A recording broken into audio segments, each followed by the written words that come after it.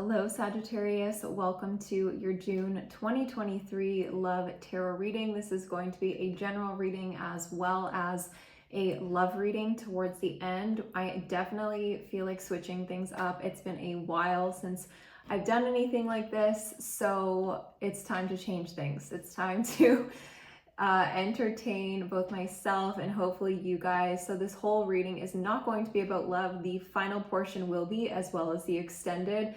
This is actually going to be a lot about your personal life and what energies you are currently moving in and moving through at this time. So it's going to be a little bit different today. I invite you to stick around for the whole thing. You can definitely skip ahead to the love portion. But yeah, I highly recommend not doing that because love is simply a byproduct of our individual self-work and self-love. So you are just as important as your love interest. So with that being said, yeah, you can find my personal readings in the description box below. I do have some new offerings there, and you can also find the link to the extended reading, which will take your love reading much, much deeper than this general reading can. And yeah, so let us get started with your personal energies. So what is your current inner landscape, Sagittarius? Let's get into it. What is Sagittarius current inner landscape? Okay, so we have this Nine of Pentacles energy, which is really, really beautiful. We also have the Emperor showing up in your reading today. So you guys are definitely in your power. You guys are seeing things very clearly right now. You're seeing what has been needing to be cut off or come to completion in your life with the World's card here. Oh my gosh, look at this. Exactly. With that Six of Swords at the bottom of the deck, you guys, I'm hearing like your BS detector right now is incredibly high, and whatever has not been in your highest interest in terms of what you're creating and what you value, you have definitely been setting aside, and you've been communicating to people in a way that could be taking them off guard as well, with how blunt, direct, and clear that you've been. So let's get a few archetype cards around what is manifesting and what are the current energies. We have Anima Mundi. Interesting.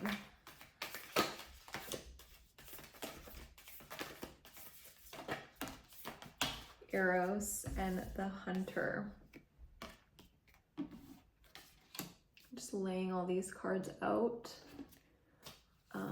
What are the general energies, Spirit?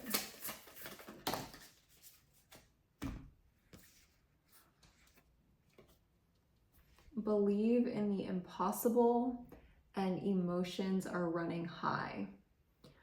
So whatever choices you have had to make most recently have definitely not been easy.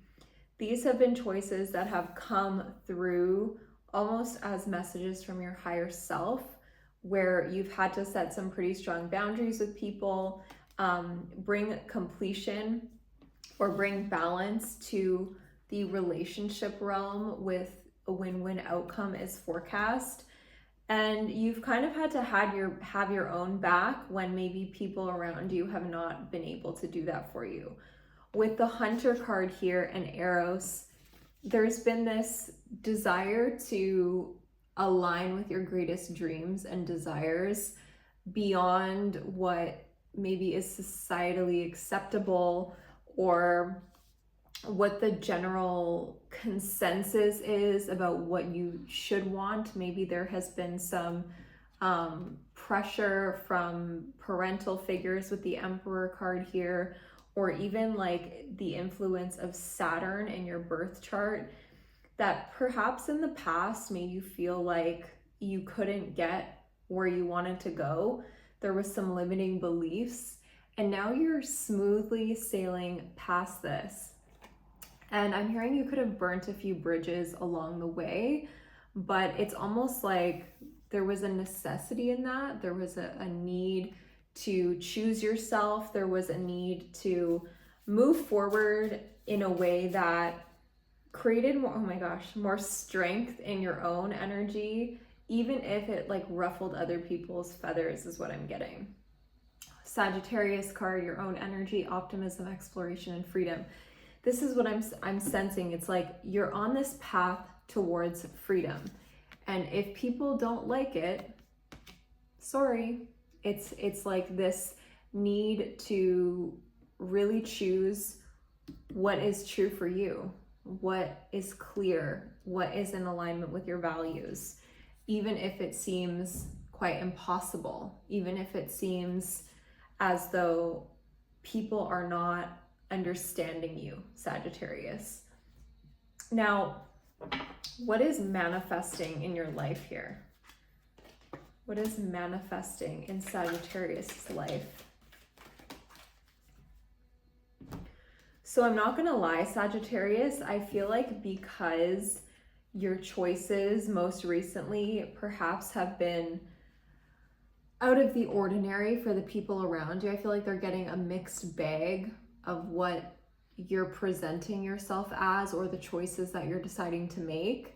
There could be a level of anxiety creeping up, like, I don't know what I'm doing. I feel like a beginner. I feel like this is too much. I feel like, you know, I can't turn the page here and start something new. But your guides want you to know that this is simply, you know, your ego freaking out a little bit, and that you absolutely can move towards the life of your dreams, and you are doing it with the Ace of Wands. Now, what is your advice for this general message, spirit guides, before we move into love? I love it. Your own energy coming up again. Fire sign, queen, the Queen of Wands. Focus right now on the things that really inspire you at that heart level. The Queen of Wands is someone who is empowered, and she is surrounded by others who also lift her up. She's not jealous. She is for women. She's for other women as well. So I feel like the most people that watch my channel are probably women. If not, you know, take it as it resonates. But with the Three of Wands, this is saying your guides really want you to expand your horizons here and nourish those who nourish you, and nourish the things that give back to your heart, that really feed that spark within your own energy. You are definitely propelling yourself towards the things that you love most with the Eros card here. And with the Anima Mundi, I'm getting this message that things are going to be much better than you can ever truly imagine. So beautiful, beautiful energies. Now let us go into your love messages here. For Sagittarius, what are the energies for love? Let's get into it. I'm gonna do 3 cards. So we're gonna do 1 card for your perception of them. This is the person most on your mind, by the way. Okay, your perception of them is this King of Wands energy. What is their perception of you? Here's that Ace of Swords again. So someone is feeling like you're very clear about something. You're very direct. I'm kind of getting this blunt energy once again. What is the obstacle?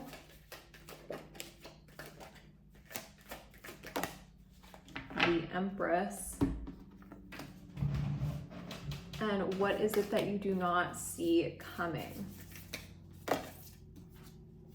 The Medallion and the Gem. Interesting. So I find it very interesting that both of these are objects. And yeah, there's this like,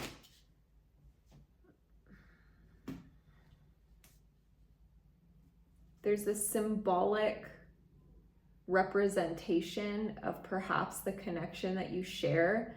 I feel like this is pertaining to if there has been doubt that this person has similar feelings as you. I think that this is the message that they are indeed mirroring the same sense that you have about them.